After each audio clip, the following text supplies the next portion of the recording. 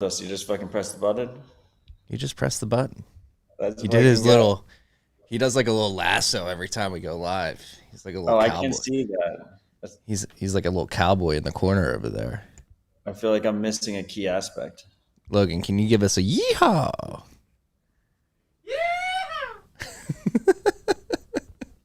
Oh, the lights flickered as he did it. It's a lot of energy coming from Austin, Texas, to your undisclosed location with a bookcase that's very familiar. Oh, this whole thing.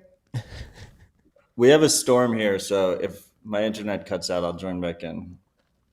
You guys on satellite? No fiber?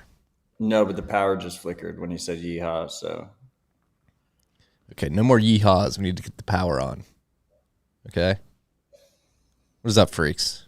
We're here on a Friday morning. Shout out to Carlos. You're welcome. Morning rip. Coffee rip. former ride or die freak Carlos. He actually complained. He said it wasn't early enough. I saw on Nostr. You know what, Carlos? I don't want to hear it. Never happy. Tony responded. He's on his way. There we go. He's doing it for the freaks. Yeah, big news. We'll talk about it in a little bit when he gets here, but there's this lightning disclosure that Antoine Riard disclosed. And it's a little bit, it seems significant, but it's also significantly above me and Marty's pay grade. So first we tried to guilt trip Tony into coming. I privately texted him. Marty just PA announced him on Nostr, and it seemed like we weren't going to get him. And I think what pushed him over the hump was titling the episode "Critical Flaw" in Lightning Network ? And he doesn't want to fail the freak, so he'll be here soon, and we'll talk about it once he gets here. We'll do the rest of the list until then, I think, right? Yeah, I think we do that. We discussed this at length at BitDevs here in Austin last night. It's pretty big bug. It's not like it's more of a social attack than a bug, an implementation bug. More of like a fundamental flaw. Yeah. Great BitDevs last night in Austin. BitDevs makes me bullish. Bear market BitDevs, tight crew. If you understand this. Yes. BitDevs best. Yeah, so Lightning Network, we'll talk about it when Tony gets here. He's much more equipped to describe the problem. And obviously Tony's infamous for attacking the Lightning Network, so I think he'll have a good perspective on how existential the CVE bug is. Marty, before we get to the dashboard, Logan, why am I like? Oh, it's because I'm leaning back. When I'm forward, I'm taller than Marty, but when I'm leaning back, I'm way lower than him. Okay, noted. You want to start with congratulations on your relaunch of TFTC.io and your redesign. Thank you. Yeah, this is something that's been in the works all summer. The team at MASH approached me. They were looking for a partner to do an implementation of their new monetization tools, particularly their donation and reaction functionalities that they've added to their suite of products. And it was good timing for me because I've been looking to revamp the site from the design perspective, really upgrade from the vanilla ghost blog theme that we were using to something more legitimate to make it look like more of a media company. And then on top of that, add more content to the site. So we've redesigned it, relaunched it with the new strategy as well. So we're going to be syndicating content, TFTC, Truth for the Commoner, trying to curate as much signal as possible in the world of Bitcoin, economics, culture, technology, to really drive home freedom tech and freedom ideas in the digital age as the world gets crazier and crazier and the despots in charge lose control and try to cattle herd everybody into the digital panopticon. So yeah, go to the site, tftc.io, sign up, become a member, join the conversation, play around with the MASH tools, really trying to leverage those tools to see if we can prove out a new monetization model for content creators, particularly doing a rev split over the Lightning Network for sats that are generated on their articles. We've also got a no BS Bitcoin latest news implementation as well, which I'm really excited about because you get the really good high signal stuff that we talk about week in and week out. Our list has turned into an old bullshit Bitcoin rehash week in and week out. Yeah, but they made it much easier for us to make the list. I mean, it's pretty cool, right? Because they just use an open RSS feed, so you could just easily integrate it into the site. Yeah, and we're actually we're putting go on. we're putting some professional work. Logan, go on Google and search ammo shortage. We've got an SEO guy that we brought in on the back end to help us rank higher on search, and he's doing a good job. If you search ammo shortage on Google, we are the #1 result, which is pretty crazy to think. Less than a weekend. I'm definitely on more lists than I was last week now, though. I don't know if there is an ammo shortage, but I know that you should always just assume there is going to be one. Yeah. It's like Bitcoin, you know? Always Yeah, assume there's a Bitcoin shortage. But anyway, Marty, I just wanted to let the freaks know that I know Marty's been shouting himself out many times this week. But in this case, I intentionally didn't put the redesign on the list. So Marty didn't know we were going to talk about it first. I just put him on the spot. So shout out him. Well, thank you. Thank you. Shout out to me. Shout out to you freaks. And shout out to all the content creators. So like Josh, the guy who wrote that, is the ammo shortage imminent piece. I met him at an event in Miami about a month ago. Really good homesteader. I don't know if homesteader is the right term for him, but he's putting out really good content in terms of how to be prepared for a world in which the fiat system is melting around you. So his Substack is unprepared.life. And I met with him, talked to him, read his content. I was like, yeah, I'd love to syndicate that on the site. But it's a prime example of content that's not really Bitcoin focused that I think people need to be reading and getting access to. And so having the ability to pump his content on the site and then help him get better SEO, better visibility it was a really quick validation of something I didn't know was going to actually work. It seems to be working. So ammo shortage, TFTC #1, which is, my wife was like, what the hell did you do? Who's doing the SEO? Uncle Lou has some expert that he worked with back in the Barstool days. Apparently this guy did the SEO for like Daily Mail and all these And big by the way, sites. freaks, to you non-suit freaks out there who have no idea what SEO is, it's search engine optimization. It's like the way to try and get on the top of Google or DuckDuckGo results. Yeah. Going to play the fiat games to get people the good information. So, okay, Marty, let's go to the dashboard. Going to the dashboard, price of Bitcoin is $29,555. One cuck buck's going to get you 3,384 sats. Current market cap of Bitcoin is 576.9 billion cuck bucks. We are at block height 813,063. We had a big difficulty adjustment since we met last week. It was an upwards adjustment of 6.5%. Hash rate is screaming right now. I believe I saw a stat yesterday. I mean, short-term hash rate hit 450 exahash at one point yesterday. A lot of people are wondering who's plugging in miners. I wouldn't be surprised if it's Russia. There are 1,401 blocks between now and the next difficulty adjustment, which is estimated to be on October 29th, 2023, so 9 days from now. Right now, it's estimated to be a 2.9% upwards adjustment. There are currently only 5,349 transactions in Clark's mempool. Switch over to mempool.space. There are 20,284 transactions in that mempool.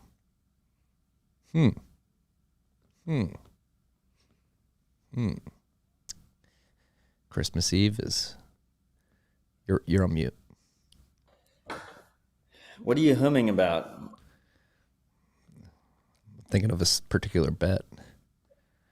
Okay, Logan, can you go to mempool.space, please? On the screen. Can you click the chart button on the top? Next to the lightning bolt. Can you click 1 month? Thanks. Right at the bottom, like right that like little first butt cheek at the bottom. Yeah. That's where Marty was like, in 2 days I'm gonna be able to send an RHR that mental. Okay, thanks, Logan. We can carry Does that on. really look like a butt cheek or just I don't know. small Maybe little valley? my mind's in the gutter. Logan knew exactly. Logan knew exactly where to point. Back to the dashboard. Or currently, wow, all-time high, 9,311.01 Bitcoin unspent capacity. In Samurai's Whirlpool, that's 275.5 million cuck bucks in unspent value. That is the state of the network. Price is pumping. Price is pumping. Let me see. Let me go to BitBo. BitBo is my favorite price chart these days. I'm not sure about you. We're up 10.66% in the last week. Almost $3,000. It's like right under 30K right now. Yeah, popped over briefly this morning. Yeah, we had like a buddy who was just waiting for the screenshot to send us for like the 5 minutes it was over 30K. Stay humble and stack sats, freaks. I hope you've been stacking. I guess since last week, the fake ETF news happened, right? Fake ETF Cointelegraph came out and so said Cointelegraph put just a straight up bullshit tweet that said breaking Bitcoin BlackRock Bitcoin ETF approved. Then Bazinga picked it up, and then Reuters took it from Bazinga and sent it to all Bloomberg terminals, and we went up like 12% in like 5 minutes before everyone realized it was based on that same Cointelegraph tweet. So yeah, be wary of fake news, freaks. But also, I think it's pretty safe to say that Tony has entered my office. Sit down, sir. Regardless of how you feel about the ETF, it is definitely not priced in. Market participants are idiots. There's no way that it's priced in. You didn't shoot me this time. And I don't shoot you. I only shoot Ben. Okay. I think we should assume that it will get approved because our world is corrupt, and BlackRock has a shit ton of fucking money. So yeah, it's definitely going to get approved at some point. But we have to yell at everybody who ran with Cointelegraph. If the ETF gets approved, Cointelegraph's not going to have the end. Tony's here. What's up, freaks? Sir, I've had some people in the comments approach me and say that you've been mean to them. So I got to give you what is it called? A demerit? A demerit? Yeah, I opened up Nostr. I opened up Nostr, and then all of a sudden I saw a bunch of messages. Like, hey, can you report to the comments? Can you report to my office in the comments? So I longboarded here as fast as I could. And Odell DMing me, hey, get your ass to the comments. Well, thank you for joining us. I DM'd Tony that he'd be failing the freaks if he didn't show up. Half an hour later, he's here. Yeah. Thank you. I know you want to come in after lunch. Yeah. Night after BitDev, so we went to Shiners afterwards. Always good vibes, always good people. So I did not make it to Shiners. I had to go home and go to bed. But no, the reason we wanted to bring you in is because a lot of big part of the discussion at BitDevs last night was this Lightning CVE bug. Matt and I both agreed that we're not as well equipped as you are to explain the problem and how existential it is or is not. Yeah, and for some of it, I might not be fully up to date with the specifics of it. I mean, it's almost a class sub. It's almost a class of pinning attacks on Lightning. So the idea that with Lightning, you have a multi-party situation here where you open a channel with another node and it's like locked in a 2 of 2. Some of the pinning attacks are sort of where one of the parties either like adds transactions to it, or like has some additional transactions that they have output, or there's sort of a it all kind of comes down to fees and mempools at the end of the day. Like you sign these multi-party transactions, they're all kind of pre-signed but not broadcasted. So when the mempool fees go up, it's like existential. But wait, so Tony, just to stop you. So Lightning is, when you say the multi-party transactions, you're referring to Lightning being at its base is 2 of 2 multi-sig transactions, right? So like if I have a channel open with your node, we each have we have a 2 of 2 multi-sig with each other that we're constantly updating as our channel balances are changing, right? Yep. And exactly. so with this attack, it has to do with replacing those transactions maliciously, replacing those versions and broadcasting them maliciously, particularly in a congested mempools environment where transactions are getting purged and fees are high, and you don't just essentially automatically get confirmed next block. Yeah, and I think with this one, it's a little bit different than the typical penning attacks that we've heard of to date. And I don't know all the exact details, but it kind of comes. There's like HTLCs involved. Like I think they're calling it like cyclic. The malicious counterparty needs to be connected directly to the miner, confirming the traction. Or be the miner. Yes, or be the miner. Is that so? I think so. Okay, I didn't think that. I think it really just came down to just broadcasting over and over again with like a little bit of a higher fee every time, and then the miners would just kind of accept that for member rules. Again, I could be getting a lot of this wrong. It's a very thorough email that and some exchanges back and forth about it. I think like at the end of the day, it's a CVE, and there's like kind of some mitigation patches that they recommended. Hey, update to this version or update to that version.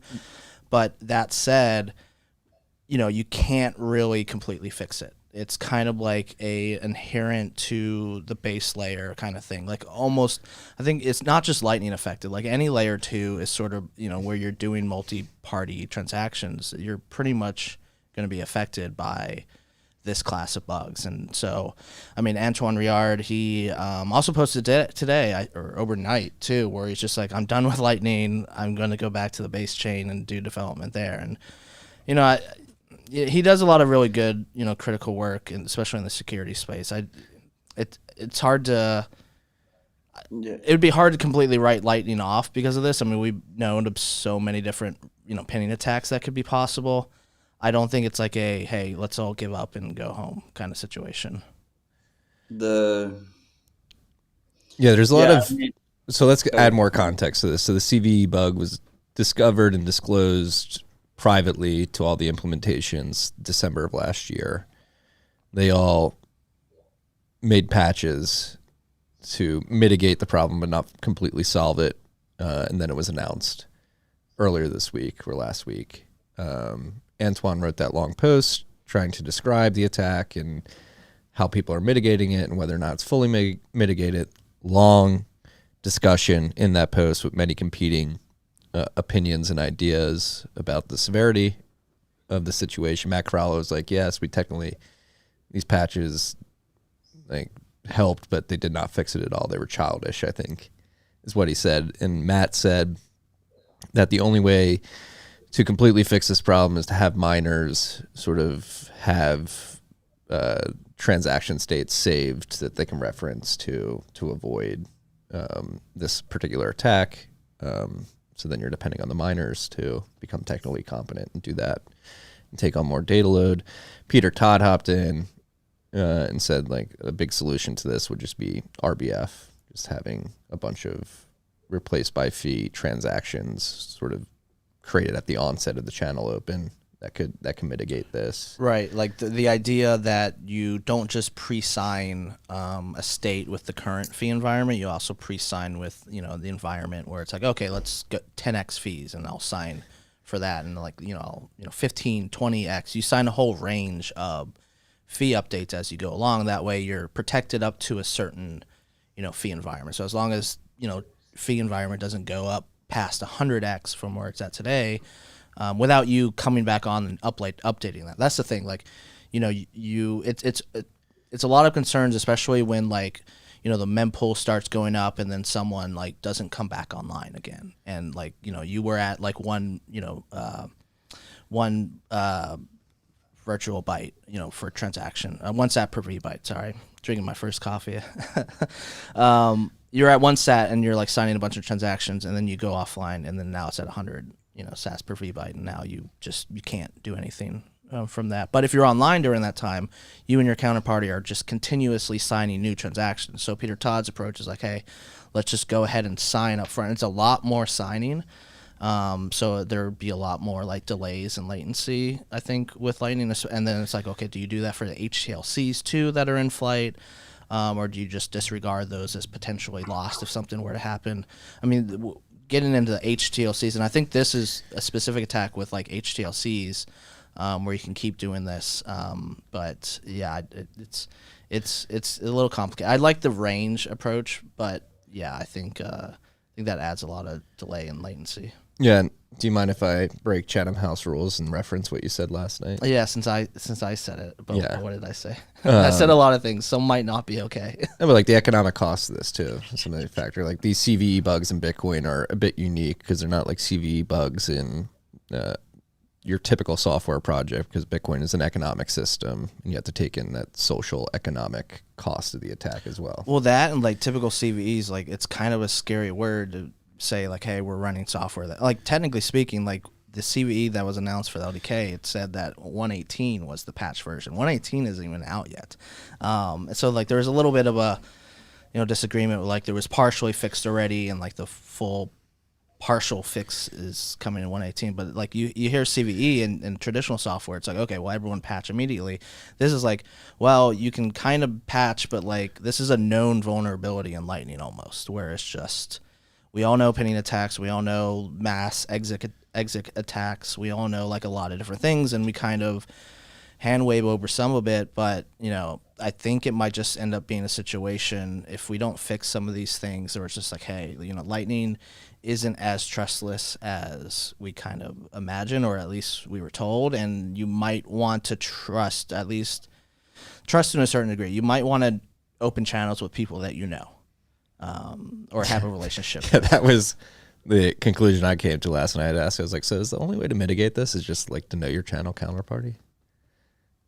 You have someone you can, knock on their door if something goes wrong. I mean, that's a failure. Do we agree that's a failure? Like if you're just using it, I mean, the answer is like you use it between Strike and River and Wallet of Satoshi. And I think it's partial trust, right? Like it's just like, hey, this person's not going to be malicious. There's a lot of like reputation on the line as well. Like Lightning is very much a reputational system today, whether that's good or bad. You could say it's kind of bad, but like you open up nodes with like people in this space, and like they're probably not going to execute a mass exit attack. Like KYC stands for Know Your Channel Partners. Oh God, please no. I just this is completely above my pay grade, or it's significantly above my pay grade, which is one of the reasons why we brought you on. But I feel like you guys downplayed the concern a little bit. And my perspective is rather simple. It's Antoine is one of our greatest minds, specifically in adversarial Lightning. And he obviously discovered this as an attack last year per his disclosure timeline. He is not satisfied with what the mitigations that have been added are. And his letter today, I think, is the more alarming letter, which is, I'm going to release all my information on October 30th, and I think Lightning is a waste of my time going forward. So I'm just going to proceed with Unchained. And that concerns me personally. I have a lot of respect for Antoine. I'm not sure if some of this is blown out of proportion a little bit. I will say that. But people are saying like, okay, so prove it. And his letter today was like, okay, you want me to prove it on the active 3,600 Bitcoin public Lightning network? Like, do you actually want me to do that? That's Yeah, we basically have what it's a little bit of a Barack moment here. Well, that goes back to what I was trying to get at earlier. Like, what is the economic feasibility of doing that? Like, how expensive would it be for Antoine as an individual? Yeah, I mean, there's this specific attack that I think he has kind of highlighted, which is a little bit different than the normal pinning attacks. But you could execute a mass exit attack, just waiting. Open a bunch of channels now, in a low fee environment, and just wait for the spike up to happen, and then just go ahead and do it. It does require a lot of locked up liquidity, though. Like, you can only steal how much you put in. Like, you can't just take money from the entire network. It's kind of like, okay, what do you put into it? So, Imagine if you were someone like Ellen Big. a large publicly known routing node with a lot of liquidity. No, and then no one knows who runs it. What? Is he still around? I thought he left. And all the servers are in Virginia. They're still around. All the servers are in Virginia, right by Langley. They've shut down a lot of nodes, I think, but the node count didn't really matter. It was more of the liquidity, and then you don't even know how much private channels they have, behind that. So they could still be a large routing node, but yeah, I don't know. I don't know the full breadth of this specific attack that was fixed, and then also other pinning attacks he might have up his sleeve. That could be a concern as well, but I don't know. I think it's a little bit blown out of proportion. I think it's a lot of things that we knew about in this space already. We've just kind of like hand waved or said, we'll fix this with like package relay or some of the work that Gloria is doing. So let's just go ahead and do it. But I don't know. I do think we need more adversarial mindset, and I hope he's not brewing something malicious for October 30th, or like what he's going to release more. But I kind of want to play with it as well. I have Exploit as a software package for testing exploits. I want to see if there's anything there that I can play around with and see if I can like repeat, some of his attacks that he's done or researched about. Would be a bit poetic the day before the 15th anniversary of the white paper.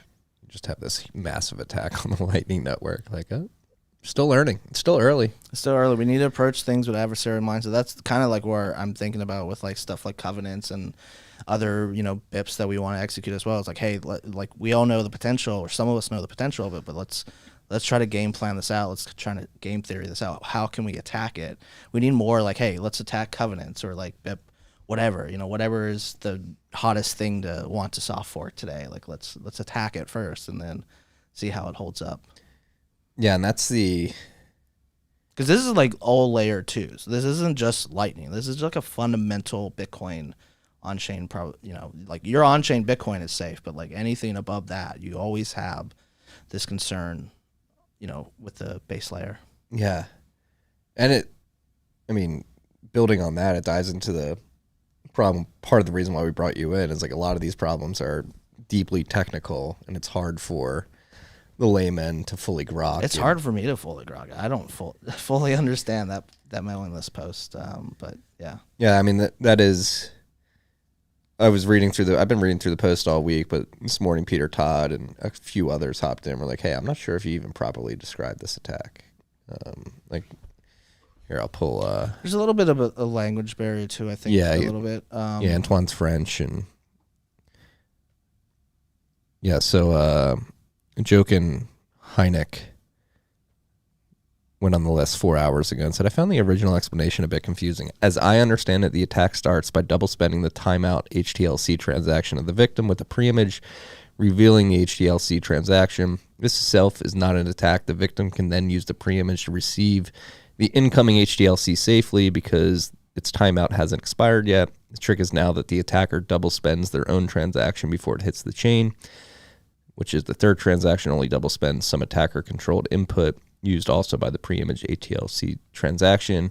In ideal conditions, the pre-image transaction is never seen by the victim, and the victim still doesn't know the pre-image. The attacker may only attack the mempool on the mining nodes. The victim may not even know that their transaction was replaced and are only confused why it didn't get mined. So yeah, I think that does signal that they do need some connection to the mining pool mempools as well.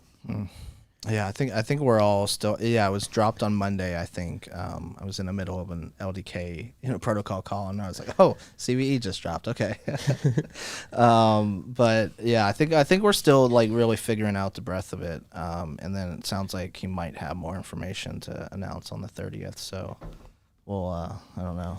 Be aware, freaks. Be aware, freaks. Sage advice. What do you think, Matt? Should we just stop talking about Lightning? I just thought I was in the audience now. I've just been hanging out with the freaks in the chat. You guys have been crushing it over there. What's new?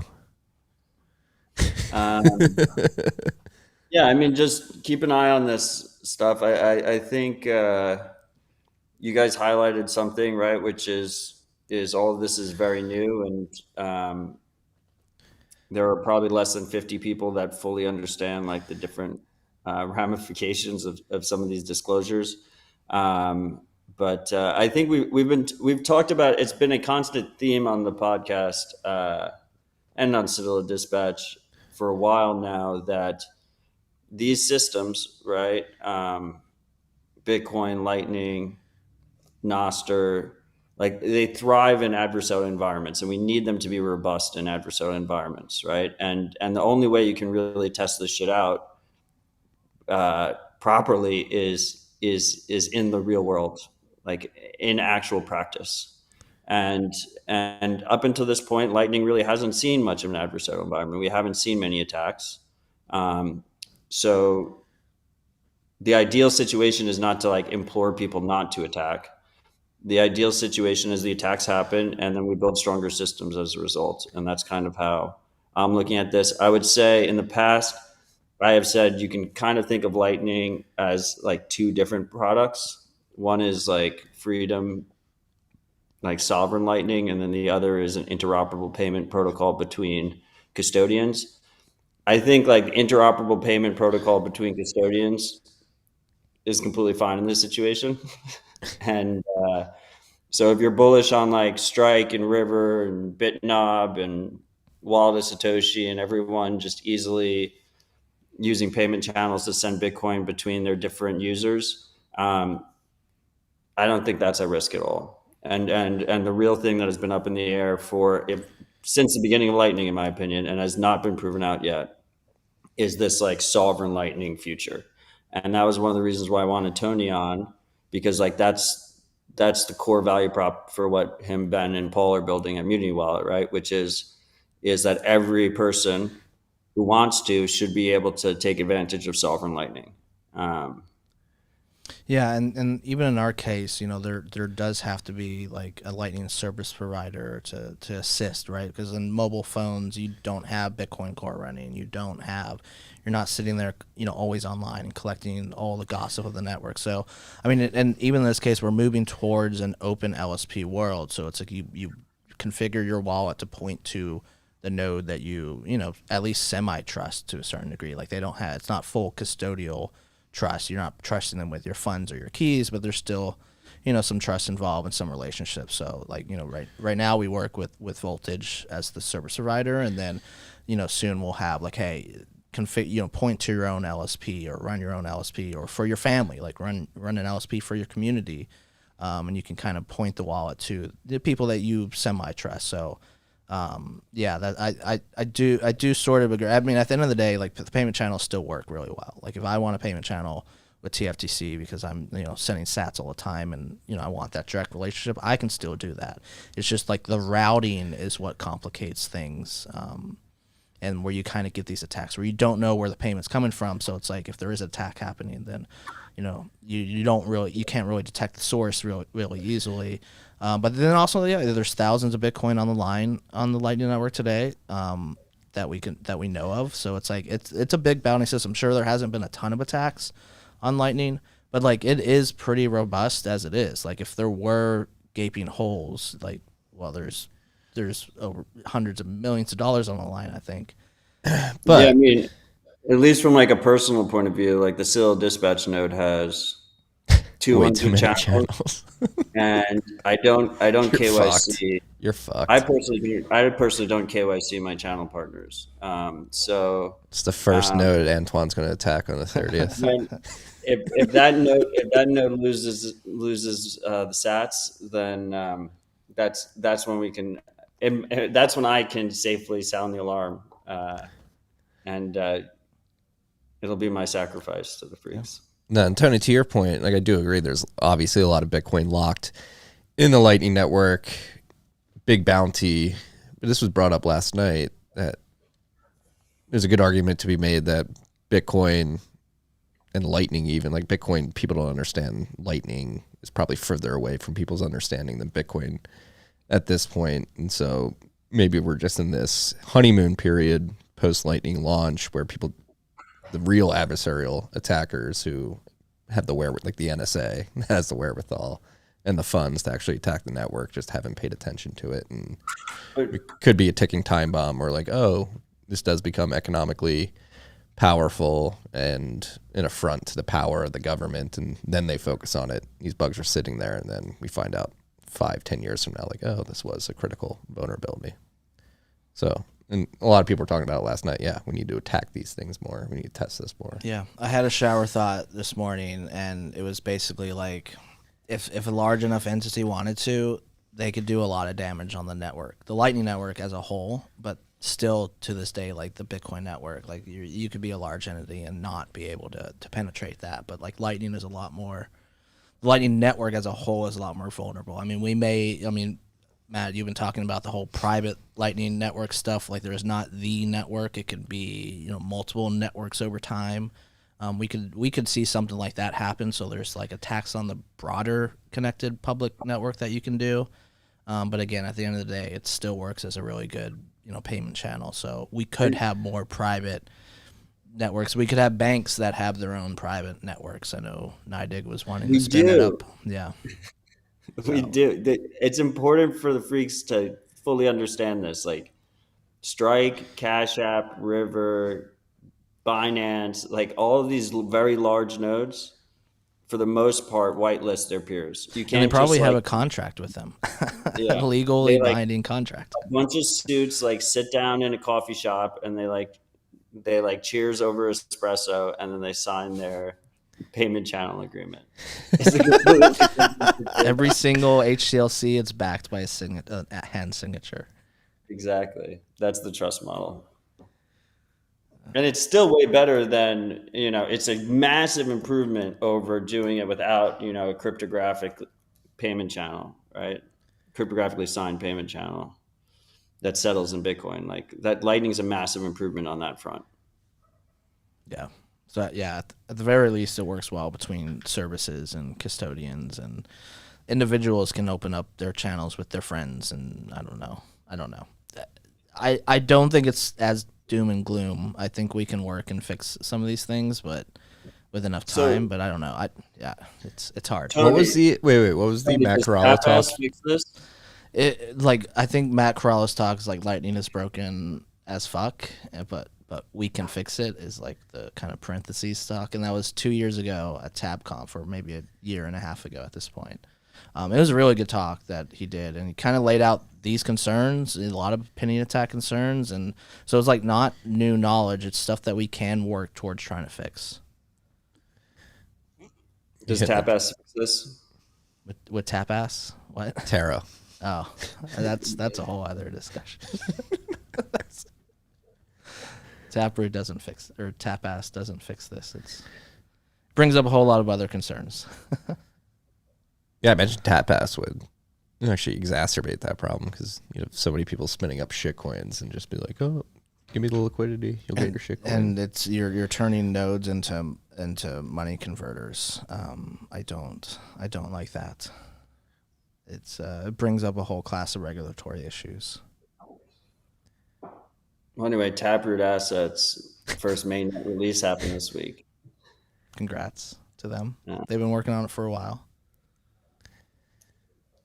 I don't know. It's on chain only though, so like they don't do any Lightning stuff. No, it's not on Lightning yet.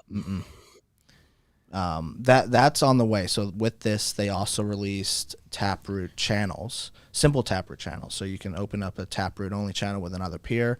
It's got to be private. It can't be announced to the network. You can't route through it yet. The Gossip network doesn't support it, but it at least starts to build towards Taproot channels. And in the simple case, and then in the more advanced case, we can eventually get PTLCs with this, and then that opens up a whole new world of. It's really a whole nother network when you add PTLCs to it. I didn't ask this last night, but now that you bring them up, PTLCs, like this is an attack on HTLCs. Would transitioning to PTLCs mitigate this pinning attack? I don't know. Yeah, I think the pinning attack is almost always there until we fix some like on-chain based things. Yeah. But I mean, it's PTLCs can be a lot more private. You can do more advanced contracts inside of them. You can do DLCs inside of them.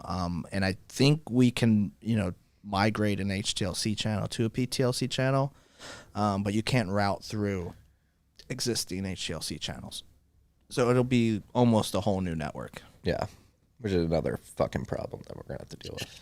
I mean, hey, if we got to do that, then I don't know. Maybe let's start getting a wish list of things we want to fix about Lightning if we're gonna make a whole new network at that point. Yeah, that it brings up another good point. Like, how do we do that? Because, like, you're focused on Mutiny. Everybody's focused on what they're building, and then you have this broader sort of problem of just the protocol itself. Like, how do you divide up your time between focusing on your product, leveraging that protocol, and actually like fixing the protocol that you're building on? Yeah, well, luckily there is a lot of brilliant minds on the protocol level, so we don't have to do so much of that at Mutiny. We're building on the top of LDK, and they handle all the protocol stuff, and then we do the development on top of that. But like, I mean, I would love, like, if we had stuff like L2, if we had PTLCs, if we had, I don't know, there's if we had trampoline, if we had route blinding, like there's all these things that I wish we had, and it does take a lot of work, but it would make things so much simpler from our perspective. Like Bolt 12 too, another example. It's like, I wish we could just simplify this and just launch with all these advanced features we want. But this is great. I would love a pet unicorn. Can we go to the next topic on the list? With that, I'm out of here. Back to working on Lightning. Wait, Tony, we need you for the next topic too. All right, let me pull it up. You don't have your laptop up. FinCEN? Yeah. Oh. FinCEN seeks to impose strict surveillance requirements onto broadly defined class of Bitcoin mixers. The agency proposed designating quote-unquote crypto mixing as an area of primary money laundering concern in order to impose certain record-keeping and reporting requirements on involved transactions. The public will have 90 days to comment. So this seems not surprising, but pretty fucking horrible for Americans. It's broad as fuck. It is incredibly broad. It's just basically like privacy is criminal. And here's like 6 different categories that privacy is criminal, and they just wrote it as broad as possible. And they're using the Hamas terrorist funding narrative, it seems. Which is like the weakest. They found a wallet with $2,000 in it. It's like, come on. I mean, Hamas literally rolled into Israel with guns that we gave Ukraine. And paragliders. Like, you can't buy a paraglider. I think that was fake news. I don't know if that was fake news, the paragliding stuff. I saw videos, man. It looks real. Right. I don't think the paragliding was fake news, Marty, but the Bitcoin usage is definitely a bullshit narrative. I mean, they basically categorize, like I read through this, it's basically if you construct a Bitcoin transaction, you are going to go to prison. Like it's that broad. If you have 2 inputs to your transaction, you are going to go to jail. If you use multiple addresses, you are going to go to jail. Like it's they can go fuck themselves as far as I'm concerned. This is the energy I need on this Friday morning. Yeah, I should give you my Marty Jones fan club hat. These people people hate you. Yeah. No, this is pretty bad. Yeah, I don't know. I'm hoping Coin Center, tries to, they always come up with good letters. I don't know how far that goes. I hope people, that actually try to do Bitcoin policy work, like step in. I'm very bearish on any of that happening, but I don't know. Like at a certain point, it's like you can't, like, we can't be operating with the assumption of like I'm going to use Bitcoin, but only in the way that the government allows. I'm sorry, like that's not what Bitcoin is about. Agreed. Yeah. These people are the biggest money launderers in the world. They helped Jeffrey Epstein launder money. They, who knows where all that money went in Ukraine? Max Blumenthal from the Gray Zone found some receipts, and it really wasn't going to the war efforts. We know the president's son is peddling a lot of influence. Even when you look at, fuck chain analysis, but like even when you look at some of their data, they're like, oh yeah, like a tiny fraction of Bitcoin's usage is used for criminal activity, like less than 1%. And when you look at the US dollar, I'm pretty sure like Hamas or Al Qaeda, one of those terrorist groups, came out and was like, please don't send us Bitcoin. Like they can track this. Using it. Yeah, they were like, there's a lot of privacy concerns with Bitcoin, and they stopped using it a while ago. So like, it's not even, I don't know, it's not even the correct narrative to say that. They're just going after it as much as possible, and I don't know if more institutions or the whole, I don't know what's going on with what those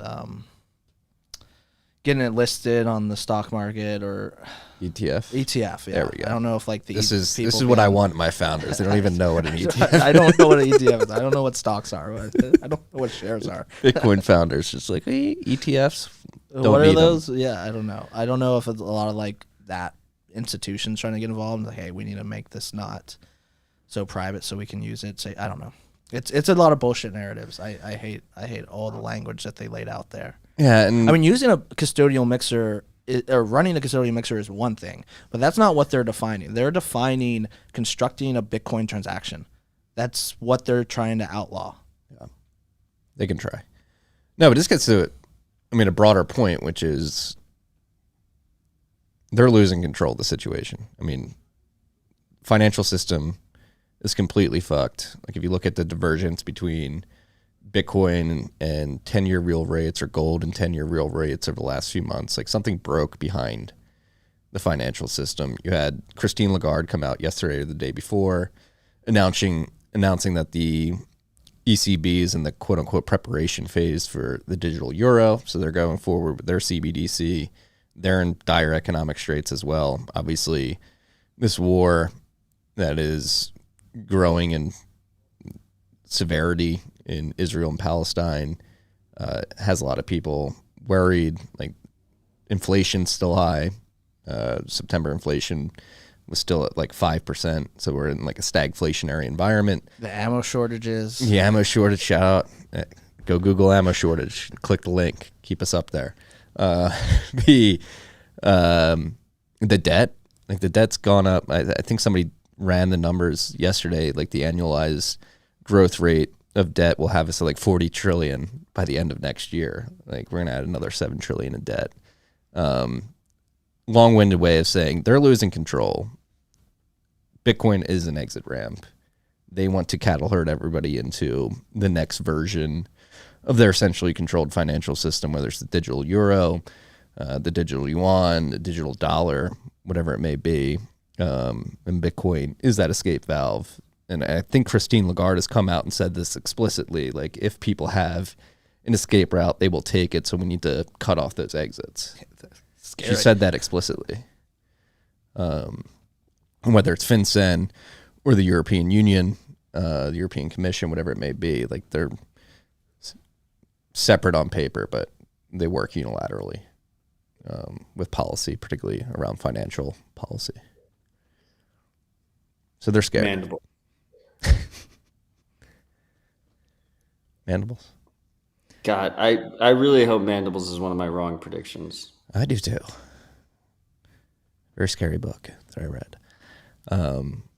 I should probably stop talking about FinCEN and get off this podcast. Yeah, go do some work, Tony. Thanks for joining us. The freaks appreciate you. Thank you, guys. No, but you can't be worried. Thank you. But also I do, and I've said this many times, and I do still believe this, civil disobedience is going to need to Well, make a strong comeback. Tell these people no. They've more ruined the world. importantly- They've ruined the world. You should not listen to them. Listening to them has More- got us in this situation. More importantly, for our American founders, private Bitcoin usage is protected by the First and Fourth Amendment. So I think there's a constitutional grounding in America, and people should keep that in mind. But yes, civil disobedience is the way. On that note, peace. Thank you, Thanks. Tony. Thanks, guys. All right. I'll write up your demerit and hand it to you when I get off. Tony's been drinking all the Topo Chicos. People aren't happy. Smart man, getting his money's worth. To Backseat Studios in the comments, I'm well aware that in Mandible, Bitcoin failed. And she was clearly wrong about that, but she got, that was pretty early on. And in my belief is that we will have a Mandibles-like situation unfold that will be less bad because Bitcoin exists, but will still happen. And it's also important to realize that Mandibles took place in New York City, and I think the large urban population centers will obviously have a worse impact in a global fiat collapse. Yeah, I wrote about this last night too. The digital euro. Like the preparation phase should be seen as like the beginning of the end for this phase of fiat money and the way it's been constructed. ECB is pushing forward the CBDC. And then as a goal, it was like a call to action. All the builders in the space, people like Tony, like we need to get these tools built and into people's hands as quickly as possible. We're not going to be able to save everyone, get everybody on the lifeboats, but we should be moving with a bit of cautious urgency to make sure that we can get as many people on the lifeboat as possible. And I can't see you, Matt, because Logan is trying to fix our monitor right now. That's where we reset the- I mean, it's more like the lifeboats are under construction, and like you need to get them ready, but you can't force anyone off the Titanic. Many will drown. Yes. A lot of people need to touch the stove or the ice water or whatever you want to use for the metaphor before they learn. And also, looking for the tools that you need in a crisis situation is the worst time to be doing it, especially if you're not comfortable using them. So when you most need Bitcoin and other freedom tech tools, it'll be harder to onboard to them at that point. Yeah.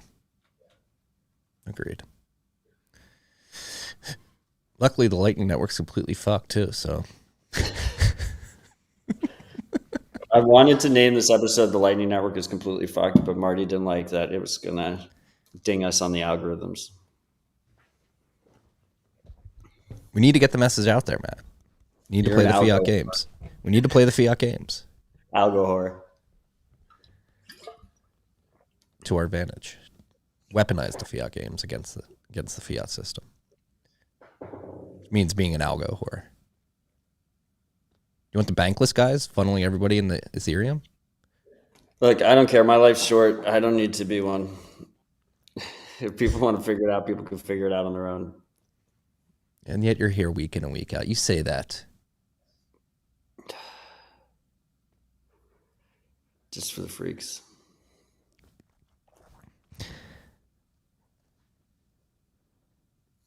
Yeah, it is pretty scary out there. I'm very basically I have my inner demons. So I don't know. I feel fortunate that I've been extremely busy with the relaunch at TFTC the last 2 weeks, particularly considering everything that's going on in the world. And I've been forced to focus on what we've been doing and haven't really been able to doom scroll. And this is like prime doom scrolling times right now. And it is getting wildly chaotic out there. Mandibles. The Mandibles have like millennia old religious wars. Yeah, Yeah. pretty much. I read the book. I remember that. All right, moving on. Moving on. Be aware, freaks. Speaking about weaponizing the fiat system against itself, there is an AI tool, U.S. Treasury Reg Raid, which lets Bitcoiners flood the IRS with comments against new draconian surveillance regimes. So new tax proposal. This is a different. Yes. This is rallying against a different proposal than the FinCEN one we just covered. Yeah, so new tax proposal aims to extend reporting requirements for brokers as well as expand the definition of a broker to include anyone who knows or is in a position to know the identity of the party that makes the sale and the nature of the transaction. Public comments are accepted until October 30th. So based on existing authority as well as changes to the applicable tax law made by the Infrastructure Investment and Jobs Act, these proposed regulations will require brokers, including digital asset trading platforms, digital asset payment processors, and certain digital asset hosted wallets to file information returns and furnish payee statements on dispositions of digital assets affected for customers in certain sale or exchange transactions, states the summary of the proposal by the IRS and U.S. Treasury. If implemented, they would, among other things, significantly increase the surveillance state apparatus with respect to crypto, cause the creation of literally billions of new 1099s, and increase legal compliance cost across the board for nearly every crypto business or DeFi protocol, said Raphael Jacobi, managing partner at the Crypto Lawyers. So essentially, if you buy anything with Wallet of Satoshi, they're going to ask for your information, ask what you bought, and then issue a 1099. Yeah, I mean, probably not Wallet of Satoshi because they don't seem to be complying with any financial regulations. But yeah, basically any transaction partner would have to, dox you to the U.S. government, otherwise be a criminal, is my basic understanding of it. It might not include, just a strict self-custody Bitcoin transaction to self-custody Bitcoin transaction. But and I don't really believe that these letters work, but Raphael's a good friend and he believes that it actually would make a difference. So I thought it was important to highlight it. I think it's kind of cool that, it's using essentially an AI form generator to make it really easy to submit the letters. You can also submit them under NIMS privately if you want to. So consider it. The more, the better. Yeah. Again, I mean, just another example of the fact that they're losing control and they're trying to block the exits. Scary. Using fear. Fear is their only weapon. It is their most potent weapon. They can fear monger, get you scared.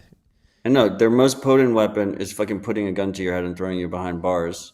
Yeah, but they don't use that as much as the fear. I think, I don't know if it's like the best narrative to go with in terms of like external public policy or something. But the way I kind of look at it is similar to the drug wars in America. There's two elements, right? The corrupt American government can very easily criminalize private Bitcoin usage. And that makes anyone who wants to use Bitcoin in a freedom-oriented way inherently a criminal. And then that's a separate thing from actually enforcing it at scale, right? So like what we saw in America was if you smoked weed, you were a criminal, but most people that smoked weed didn't get sent to jail. And that's the kind of similar situation we could see play out here in the States. Yeah. And you even have like the overlap of like P2P markets, cash trades, right? Yeah.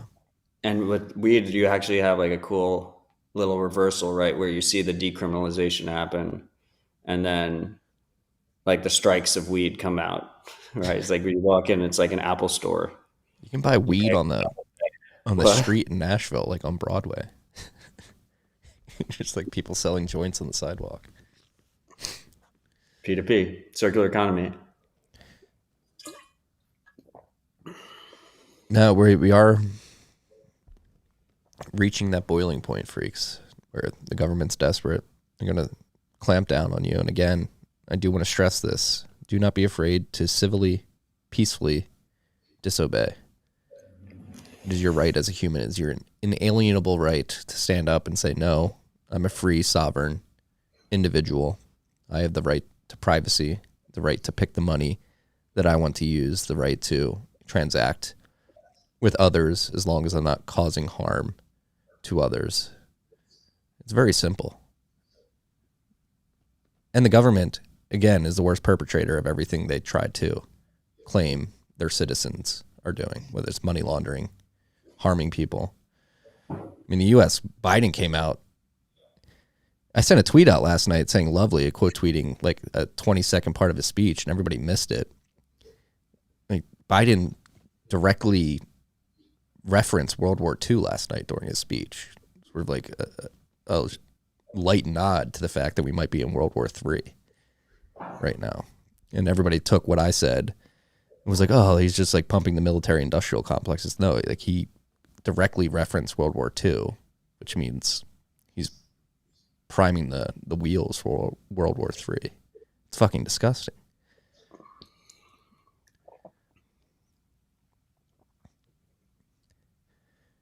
And I know we didn't touch it last week. Very controversial. Fog of war.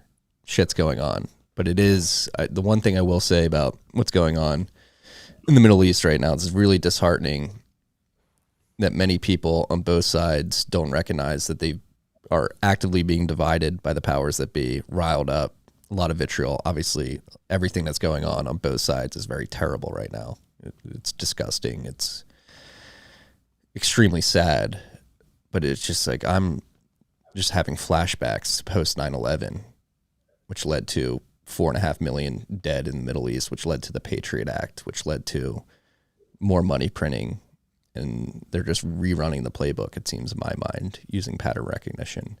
And people are just so caught up, understandably so, in the fog of war that they're just reverting to animalistic reactions to what's going on. And the one thing I will say is I hope people have the cognition to take a step back and try to realize the bigger plays that are at play right now, that this will all be leveraged to take more of our freedom and kill more people. I wish there would be more calls for peace. That's all I'm going to say about that.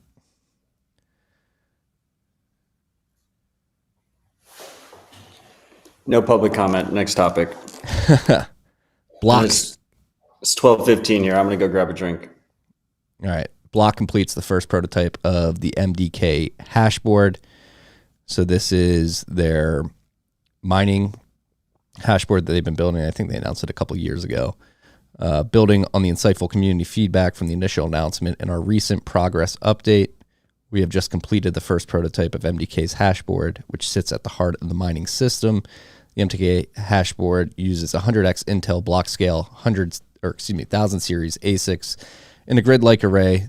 The ASIC count ensures the MDK board in a standard 3-board chassis format will have a power footprint compatible with the widely available APW12 power supply.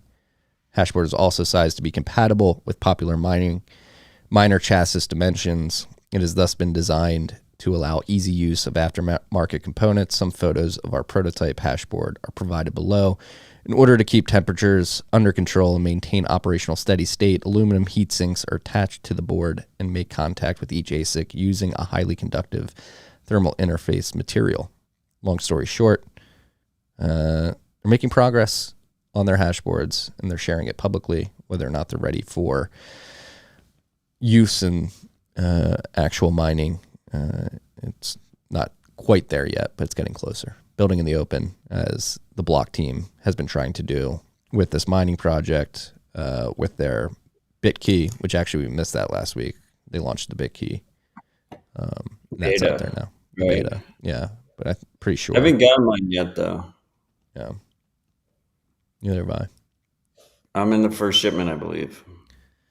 What are your thoughts on the MDK hashboard? Seems cool. I don't know what you covered already. I'm just curious. I was curious if you think it's like an actual. Is this hype or is it legit? I don't know. The concept the concept is hype. Like, it's dope, right? Yeah. It means that the idea is more competition in the ASIC manufacturing space. Yeah. Which we sorely need. We'll see. Don't know if it's legit until you can actually plug it in, hash with it, and compare it to everything else on the market. We'll see. I mean, they started this when Intel was full bore into ASICs.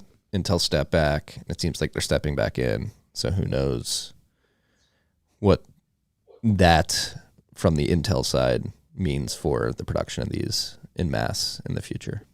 We have NVK in the Nostr comments, rhr.tv/stream, saying it's not hype, just takes long time. Yeah. They're using Intel to own Till silicon. To own silicon. I'm going to plug my laptop charger in because I'm dying here. I'm not dying. My laptop is. The battery. You got this. I go to the next item on the list. Just the next one. The SEC did not appeal Grayscale's Bitcoin ETF court decision. So it's been 338 days since Barry Silbert lost billions of user money, client money, and he has still not returned it or declared bankruptcy. But part of that was that he was holding a shit ton of his own shitcoin GBTC,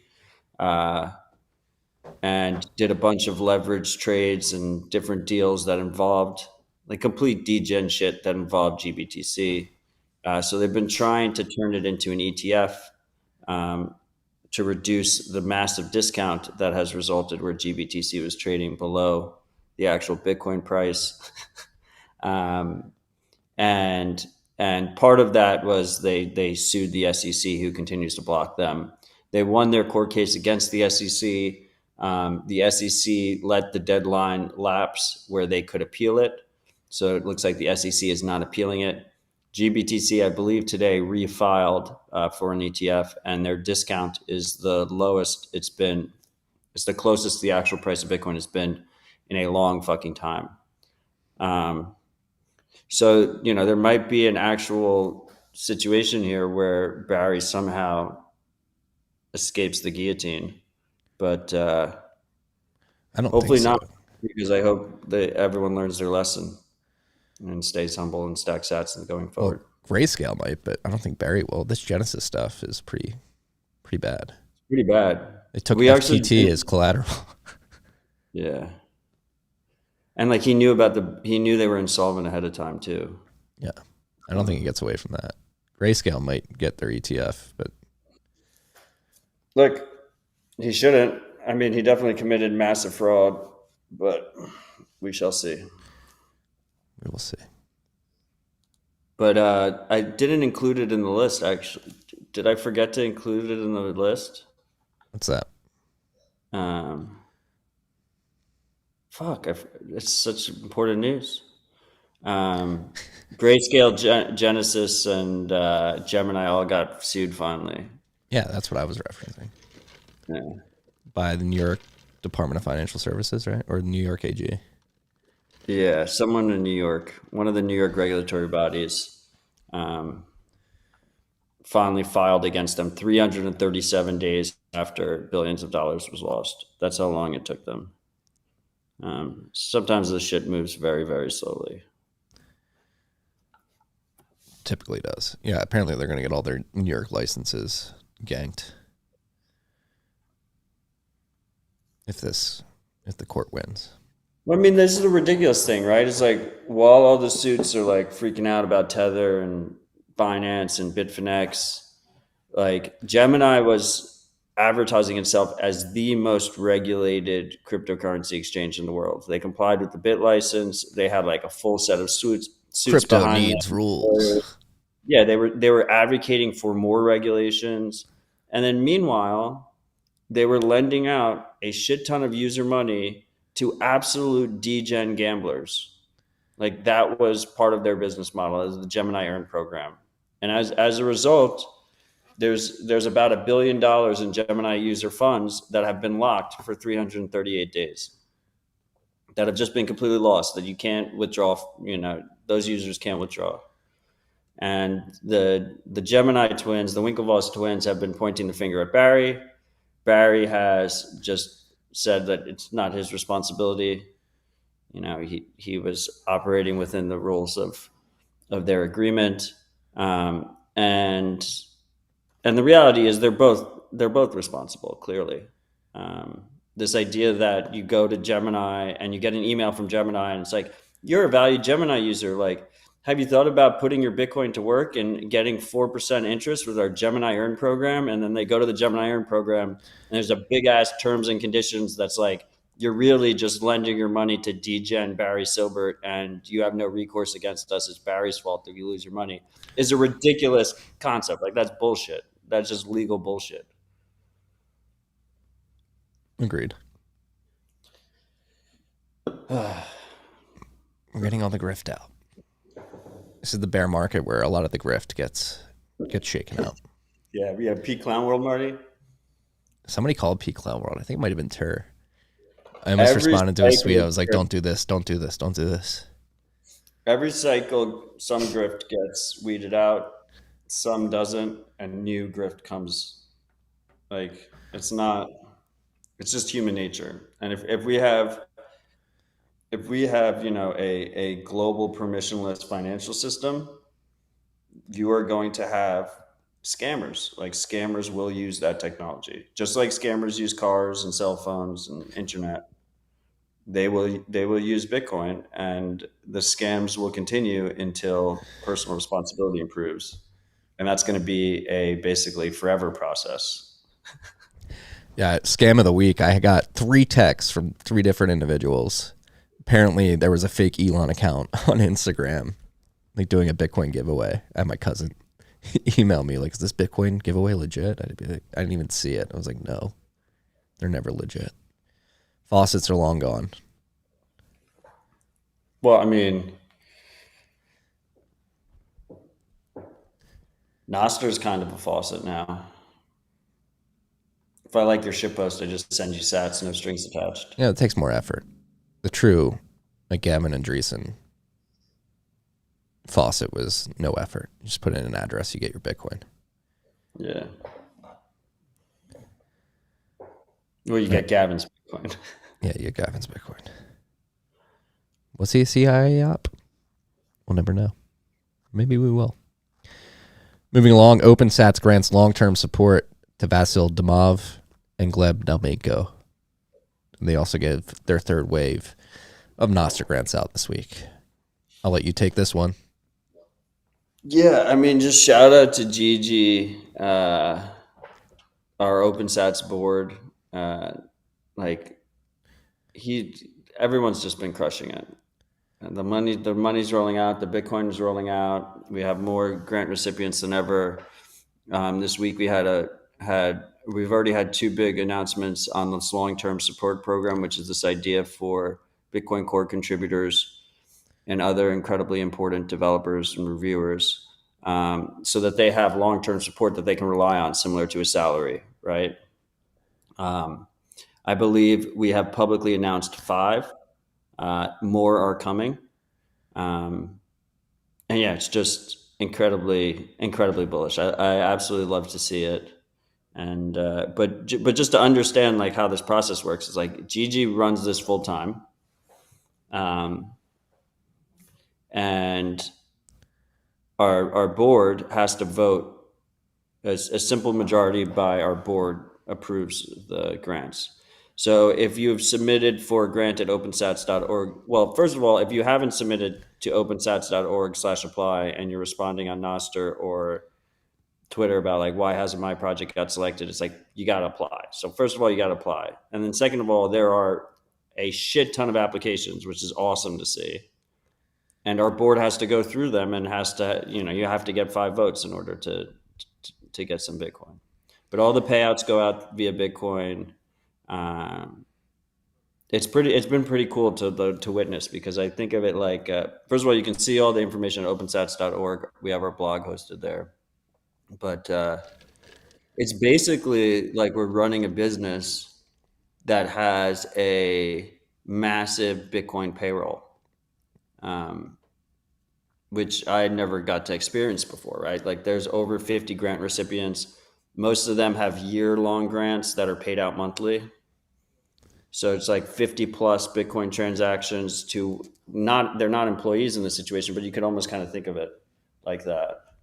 And it's working. It's working, but also it has shown some pain points in terms of just a complete lack of Bitcoin native payroll infrastructure, right? We're kind of doing it all ourselves. Well, Gigi's kind of doing it all himself with spreadsheets and emails and whatnot. Spreadsheets. God bless you, Gigi, for dealing with the spreadsheets. Moving along. Extremely bullish. I'm going to talk about the Nostr grants specifically. I mean, shout out Vasil and Gleb. Very deserving Bitcoin core devs. Yeah, massively deserving. And Gleb specifically worked a lot with Antoine. Yeah. We mentioned earlier. But I'm really glad that we were able to get them long-term support that they can count on. Yeah, and then we announced our latest round of Nostr grants. This was 12 new grants have been announced, which is an addition to the 19 grants announced previously. So right now we are, through OpenSats, we're supporting 31 Nostr projects. And they're all awesome, and I'm not going to pick my favorite child, but I will say that right now. I will say this one is my favorite. I'm not saying that, Marty. Don't put words in my mouth. Right now, we're streaming on rhr.tv/stream, and that is possible because of the zap.stream project. So I was personally very excited that we were able to support Kieran in that endeavor. That's favorite child.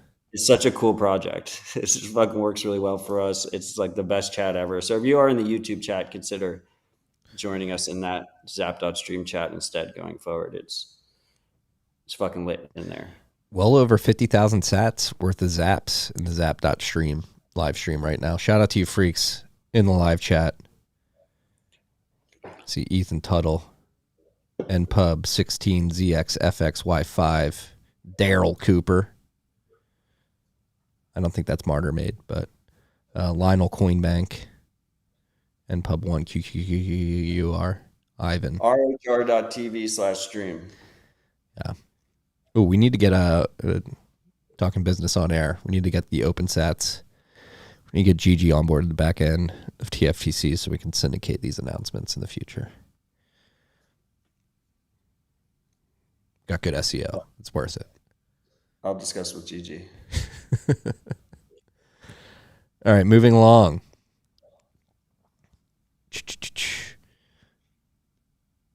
Satslink, multi-purpose communication device by Coinkite, has officially. The best way, Jesus Christ. I'm sorry. You know, it is what it is. Jesus. As I didn't remember after the episode. The easiest way to stay up to date with what we're doing at OpenSats is primal.net/OpenSats. If you follow us on Nostr, we're very active there. Sorry, Marty, to the Satslink. No, you take it. You take it now. Satslink looks fucking dope. It's a device that looks similar to the upcoming Cold Card Q1, but has a completely different chipset in it. And the idea is make something that is easy to hack with and do different powerful things. But it also includes comms built into it, right? So you have Wi-Fi, you have Bluetooth. So it's not the same security model as something that you'd want to hold your Bitcoin keys, which you obviously want strictly offline. But to me personally, like the coolest thing, so it's like based on this ESP32 chip, which is a chip that's very popular that a lot of people build different projects on already. It's coupled with a secure element, and then you have that keyboard, that big screen, that QR code reader. You have NFC in the actual device. So what's really cool, one of the coolest use cases to me is mesh things, right? Because you can, with mesh, you can. You see what MVK is saying? Yeah, he's distracting me. With mesh, you can use it as like a communication device, right? Where two of these devices or more than, a bunch of these devices can all communicate with each other much more securely than if you're using one of these general purpose phones that has a massive attack surface on it. And you can imagine it as like a Nostr communicator. So like to the older freaks, I don't know if you remember like those like ridiculous like AIM communicators and stuff that people had before cell phones that were like little instant messenger clients that were just like a purpose-built device that was like an instant message client. Like imagine that, but freedom oriented. Yeah. I think it's really, really fucking cool. I mean, I don't know what you mean by we can't spill the beans on the demo, MVK, but since you mentioned demo, we saw a demo. It was really cool. I mean, okay. Yeah. I mean, he mentioned it. Yeah. Another big difference here is that the user has much more control over, what they want to run firmware wise. They can flash their own firmware. These are not, there's more flexibility that the user is able to do because this is not a device that's designed to hold your life savings, right? This is a device that's designed to give you relatively secure internet connected device. So I think it's really cool. I'm very excited about it. And I've just been personally badgering NVK privately, just asking him to get one of the devices in my hands and when that can happen. Yeah, same. And had a conversation with Whitney Webb yesterday, launched that episode this morning, and a big part of that conversation, she was really, again, putting out a call to action for people building freedom tech. And I think the Satslink is one of the coolest freedom tech hardware devices out there. And if it can get widely adopted, it could be a really good tool in the trying times that we have ahead. Yeah, I also, the freaks, if they've been listening for a while, know I fucking love mesh shit. Yeah, and it's been sorely needed. Also, another cool use case is I had Ken from VLS on. I think it could be really cool as a validated Lightning signer where it's holding the keys to your Lightning node and it's dynamically signing it because it's connected to the internet. It can even be just direct via Wi-Fi. There's a lot of cool use cases, and I guess like the main idea is NVK and Peter, like they don't like building software, right? They like making dope hardware and then seeing how the community builds on top of it. So it's really going to come up to how people build around it, right? How people use this thing. And hopefully we can see some relatively user-friendly end user, essentially applications, right, of this product. And I think it could be incredibly powerful. Agreed. Been talking about mesh networks for years. This is one of the first out-of-the-box products where it's like, oh, maybe this will incentivize people to actually run meshes. And it would just be cool to just like have like this sovereign device that I could just like Nostr shitpost directly from. Yeah. That's like the lowest level use case of this, but I just think that would be fun. Yeah.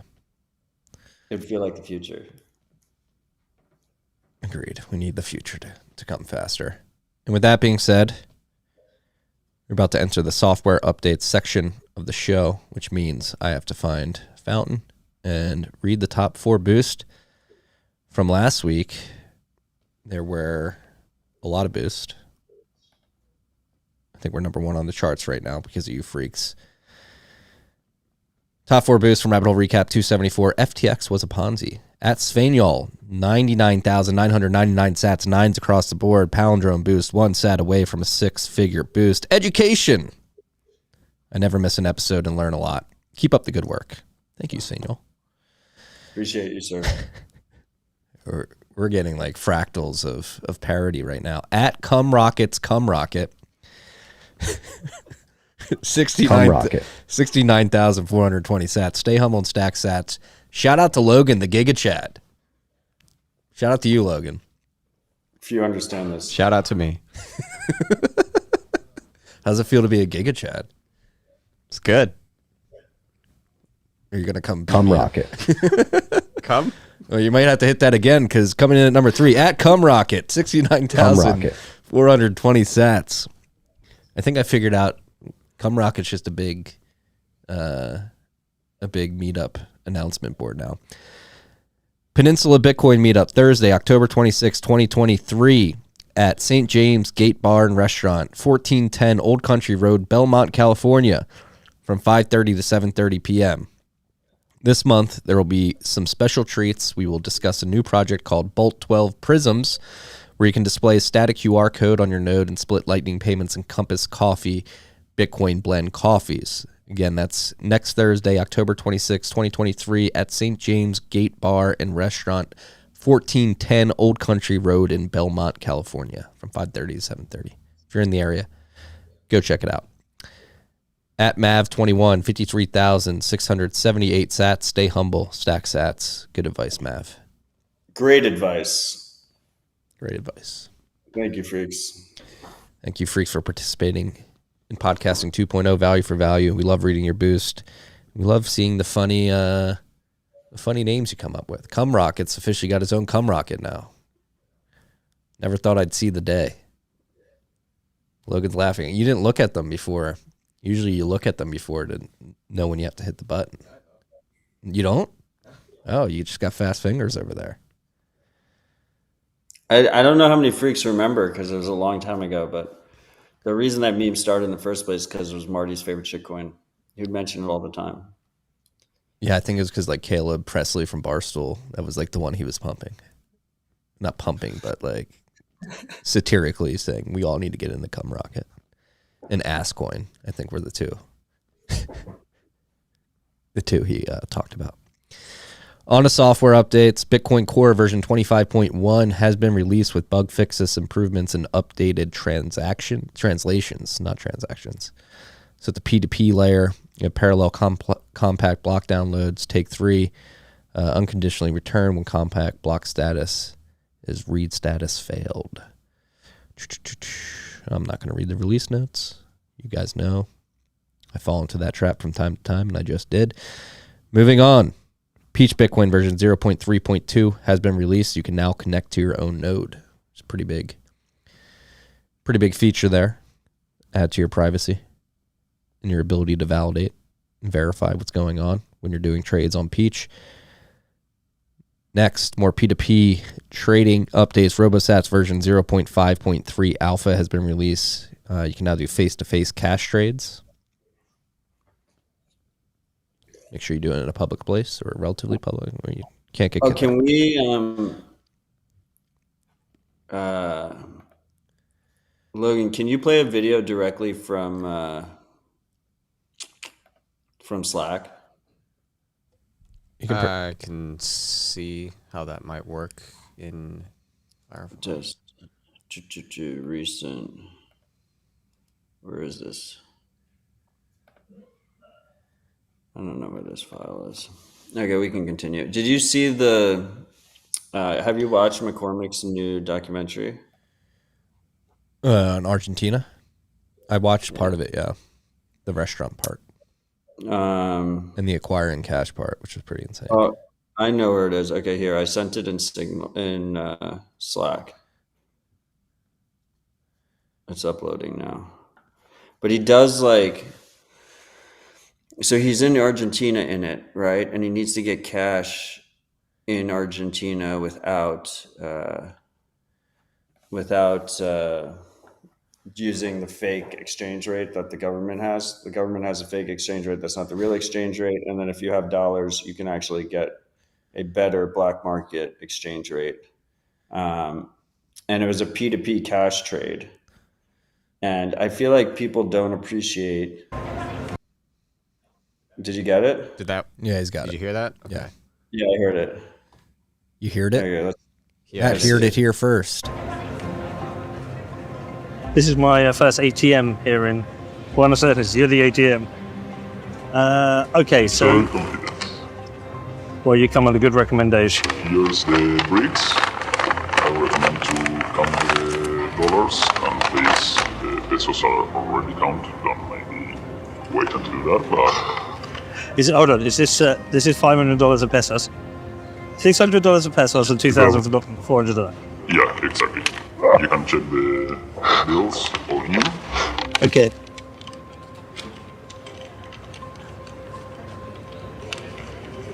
Okay.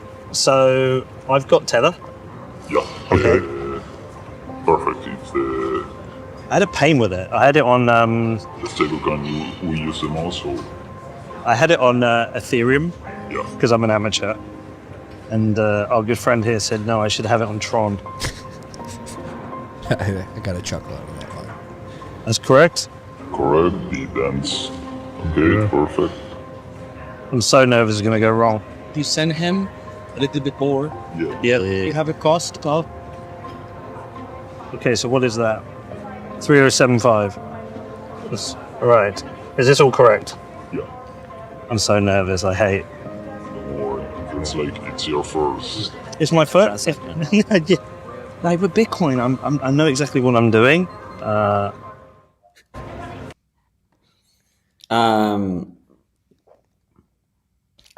think it's important for particularly Westerners, Americans, to realize that there's a large portion of the quote unquote Bitcoin community or Bitcoin user base around the world that this is more similar to their interaction with Bitcoin. Obviously, he was using Tether in this situation, not on Lightning. He was using it on Tron. But this is more similar to this is their situation, right? Where this is how they interact with Bitcoin. While a lot of Americans might be more familiar with using one of these KYC regulated services like a Strike or a Cash App, and it's a completely different perspective shift. And a lot of those people rely on RoboSats, right? So RoboSats adding face-to-face cash trades is a massive new feature for them that a lot of users have been demanding. Hell yeah. Yeah, it's pretty crazy to see that. People have to go through those hoops just to get money in places like Argentina. Yeah, they're already living in mandibles. Oh.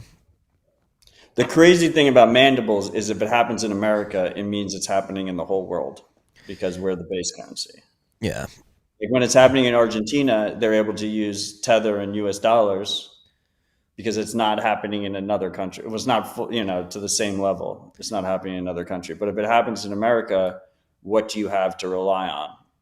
And it's only Bitcoin. There's nothing else. Gold doesn't solve that. Yeah, it's the funny thing about the quote-unquote stables meme that's been gaining steam over the last 6 months. Everybody's like, stablecoins is a killer app. It's like, bro, look at how much debt the Treasury is issuing, how high inflation is, despite the interest rate environment. Like, Yeah. stablecoins are only as stable as the dollar. The dollar's not that stable these days. And also, Tether's just a completely centralized entity. Like they can just rug you at will. Yeah. That is not. It is. It can be a very useful tool to people until a rug happens. Yeah. But you never know. You never know when that might happen, and it might not even be an intentional rug. They could get hacked. They could get pressured by governments. I think the most likely rug by Tether is the government coming in and rugging them. Yeah, I call it cruise missile risk. Yes. Even though we don't really use cruise missiles as much anymore, that's more of like a 1990s U.S. government policy. But yeah, I think it encapsulates it well. Deep breaths. Focus on the goal. Build up Bitcoin. Be aware of all this stuff.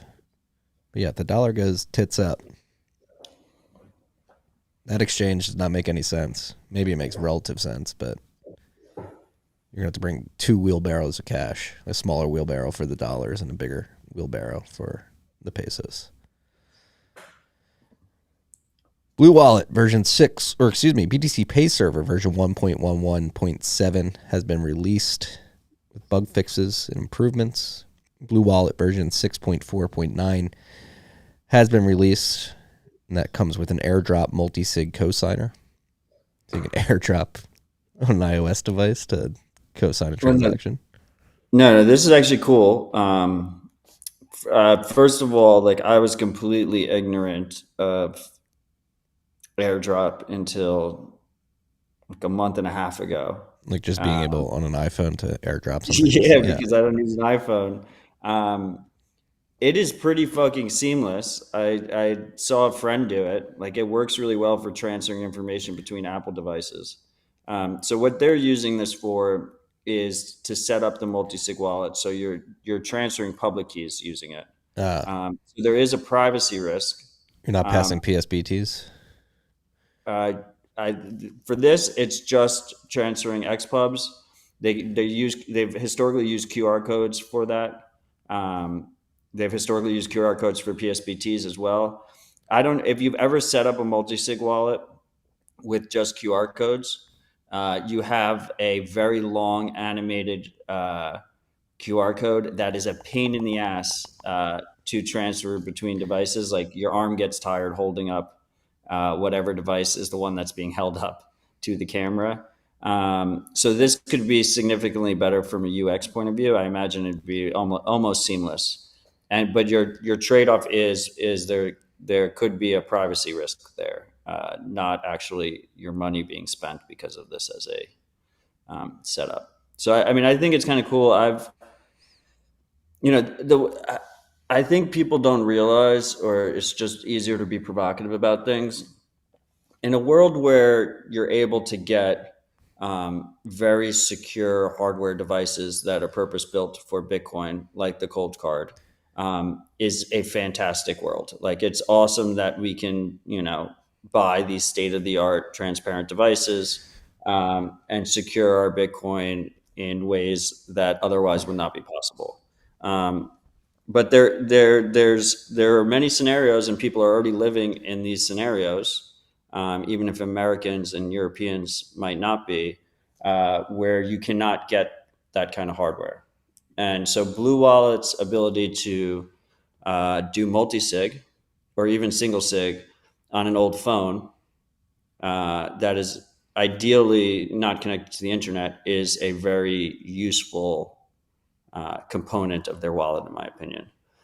So you can imagine a scenario where you have 3 old phones, and each one holds a multi-sig key on Blue Wallet, and you have them all disconnected from the internet except for one to broadcast the transaction. And that is, has its own security trade-offs, but it's a pretty nice security trade-off balance for something that people can easily get their hands on, which is 3 old Android phones. Yeah, pretty sweet. Shout out to the Blue Wallet team pushing forward. Next on the list, we have LMBits version 11.1 being released with some bug fixes. So run LMBits, be aware of that if you want your bugs fixed. Wavelake added artist splits, pretty big for them. Bringing podcasting 2.0 value for value splits. It's not exactly the same behind the scenes, but same concept, giving the ability to artists who are uploading their music onto the Wavelake platform to split their sets to their bandmates, their manager, their producer, whatever it may be. Love to see it. There's good music on Wavelake too. I've been using it more and more. Some good shit on there. They believe this new feature will revolutionize the way artists collaborate and monetize their music on Wavelake, making it an even more vibrant and inclusive platform for all music creators. I'm working on my vocal fry, freaks. I need to enunciate and speak louder. So if I blow out your ears in an attempt to fix the vocal fry, Logan was making fun of me yesterday. I'm not sorry. We already talked about Tapash, but version 0.3.0 alpha, the first mainnet release, has been released. Again, on-chain only right now, as Tony explained earlier. On to Nostr clients and projects. TaskTiger.io, a DVM client, had been released. What is that, a distributed virtual machine? What is DVM for working with the DVM. DVM is Pablo's construct, which is this idea of you can have these machines that you pay via sats that are AI driven. Oh, data vending machines. That's what it stands for. Yeah, and they can easily Have you ever seen War Dogs? Yeah. I just saw it recently for the first time, and like they had an acronym for their company. They're like, "What does it stand for?" They're like, "I just think it sounds good," you know. um, but yeah, so this is one of the someone else built this. I believe Pablo didn't build this, but it's one of the most fully featured DVMs I've seen. And the idea is that they all communicate through Nostr. They all use payments via Sats, so you can actually stack them on top of each other and have a relatively free market in the process, right? Where you can have different DVMs do different tasks, but they come all together into this finished product. This one's specifically image focused, so image generation, background removal, image overlay. Yeah, if you go to tasktiger.io and you look at the stats page, it's a pretty cool interactive page. The interface is super clean. Yeah. And like we have to realize the big tech companies, what the big tech companies want you to do is they want you to sign up for a subscription service, tie your legal government identity to everything you do with their service, and pay them a subscription fee using credit cards. And Sats and Nostr, Bitcoin and Nostr offer this opportunity for us to do this in a more freedom, privacy preserving way. By not requiring the KYC element and using Bitcoin for the payment and Nostr for the communication. I'm testing it out now. I'm going to pay 50 sats to generate an image with the prompt Matt Odell looking confused. Let's see what it provides us. Let's see if this AI knows what you look like. Well, you can kindly go fuck yourself, regardless of what comes out. I'm very interested to see. How would one kindly go fuck themselves?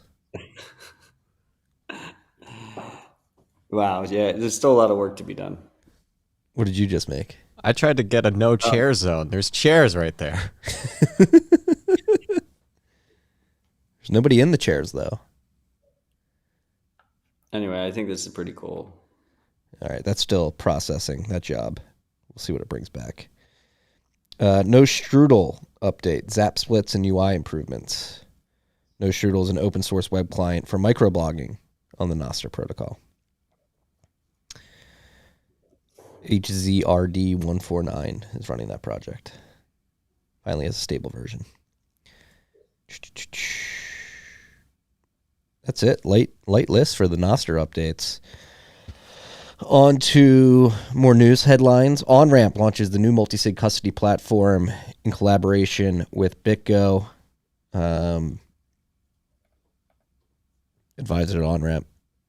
With the last trade that we released this morning, diving into this, we hopped on with Mitch Kochman from BitGo to talk about this. And it's really interesting. I think the coolest thing about this announcement is obviously, number one, the proliferation of multi-institution custody for people that are engaging with custodial products becoming more ingrained as somewhat of a standard. Number two, BitGo maybe disrupting, and not necessarily disrupting themselves, but it's like a step away from their comfort zone to explore newer business models that involve other parties. I think it's interesting.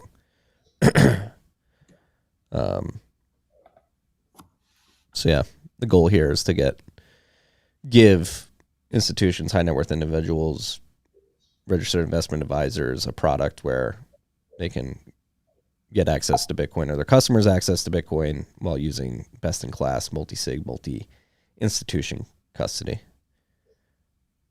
Any thoughts on this, Matt? Love to see it. And you don't have it on the list, but we should mention it as well. Unchained had an announcement this week. They launched.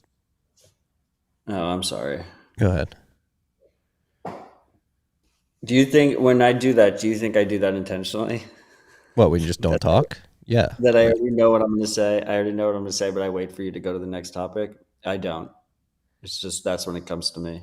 So just to unpack it for a second, Onramp, their first product was this trust product that uses it's a trust held in a multi-sig. So it's almost like more comparable to like a GBTC.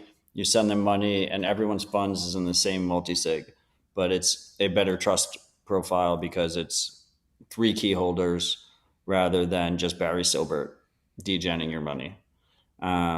This is an expansion of scope in that regard, right? Where it's a client can then go and make their own, presumably like an institutional client can go and like MicroStrategy can go and make their own multi-sig quorum and they can choose which key signers are doing it and they could even be a key signer themselves. Am I correct in that, or is that the right take? Or Sorry, I was distracted. Explain that again.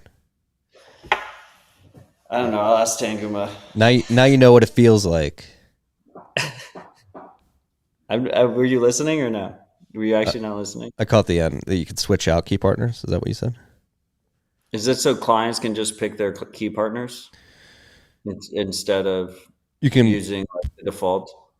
yeah, I think there's so it's Onramp, BitGo, Kingdom Trust, and CoinCover. So yeah, they have 4 key partners, and I believe you can pick Any configuration? yes, and then You can hold a key yourself too if you want. I'm not sure about that yet, but they're thinking this is an innovation too, or it is an innovation because in this model, a customer actually has to like be onboarded through each key signer, and then when they want to actually move funds, they have to go through verification from each company to mitigate rug risk and really make sure that if you're looking to move, again, the goal here is to cater to high net worth individuals, institutions that will likely be buying large amounts of Bitcoin. So they're putting in all these verification controls to make sure that when funds are moved, the person moving them actually wants to move them. And you have different points of verification between the different companies. So this is very similar to like what Unchained just announced too, right? Yes. Yeah. These are like separate. These are separate vaults. It's not like one large big vault. No, I think it's a vault per client. Got it. Awesome.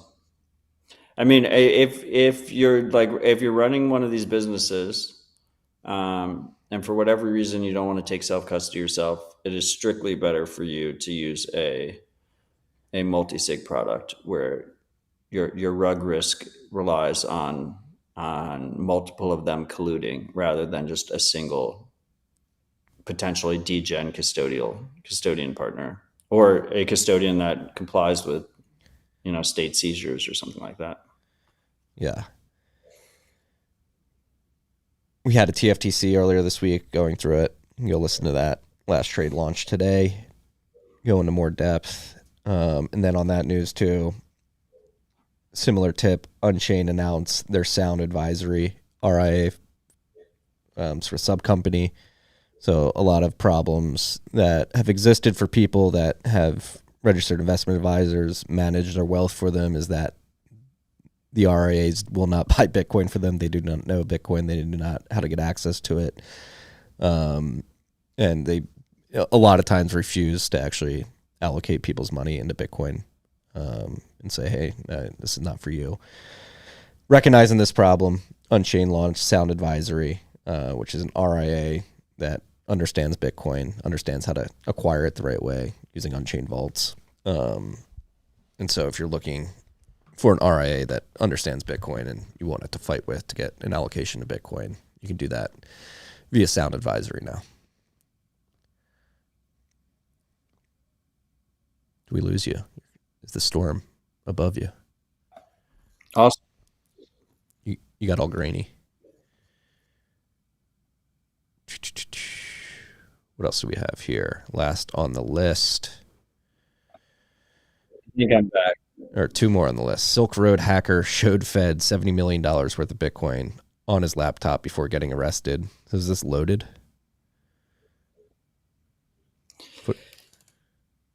Yeah, dude. This is fucking crazy. The screenshot is hilarious. Trump 2020, fuck your feelings flag. Go ahead. It turns out that you can hear me now, right? Fine. Yep. It turns out that he had a break-in at his house, and while he was like showing the investigators for the break-in, he basically showed them on their body cam, and they were wearing body cams. He showed them a wallet that had $70 million worth of Bitcoin in it. And the IRS that was doing an investigation into the attack, the attack, like the Silk Road, this attack happened, back in like 2012 or 2011 or some shit. So it was like a long running case. Noticed that one of the addresses connected to it. So then they came back pretending to also still be helping him for the break-in. And they executed a search warrant while he was unexpecting it. And that's how they got him supposedly. What an idiot. Because he's like, yeah, look at this wallet. It's easy to Monday night quarterback, right? But most mistakes seem really stupid in hindsight, and all it takes is one of them.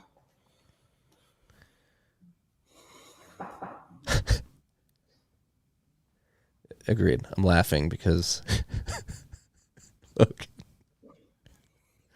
the image has been generated. It looks a lot like you. Oh, I can't see the image. Not yet. We're gonna show it though. This is I'm gonna say, like, it's kind of fucked up that you're laughing at loaded. the prompt was Matt Odell looking confused. His name was loaded on Bitcoin Talk.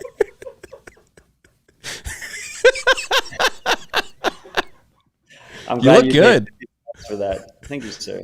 You look good. I think it's a spitting resemblance. You can clearly tell it's me. AI still getting there. Still getting there. You should be happy the AI doesn't know what you look like at all. Not yet. There's gonna be like full AI generated fake rabbit hole recap episodes. Yeah. It's gonna be a clusterfuck. Yeah, Plan B saying you look different with no hat. It's true. There's gonna be like a fucking fake blue check that's just like posting fake Odell content, and fake TikTok people posting fake Odell content, and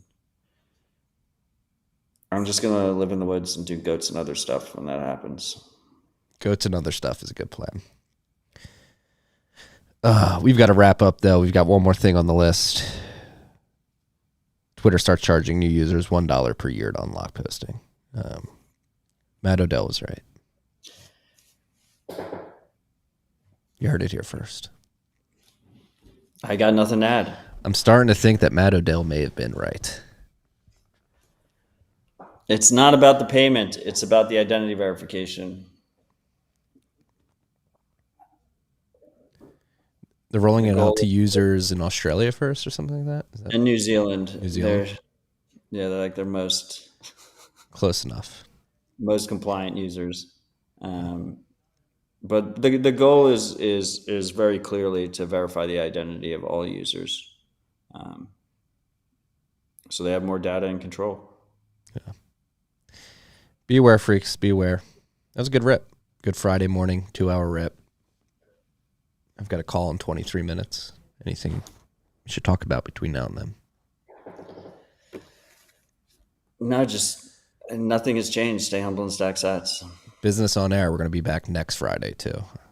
I'm going to be. You didn't even tell me this yet. I'm going to be at Business on Air. I'm going to be at Bitcoin Expedition in Missouri all day Thursday. So I'll be back Friday. I get back at Austin. There are so many fucking events. Supposedly, like, people are in Lugano now. It's like every week there's another event. Yeah. Awesome. Yeah, we can do Friday. That works. All right. Better work. That's what we have to make happen. haven't missed a week yet. All right. Be good to each other, freaks. Enjoy your weekends. Peace and love.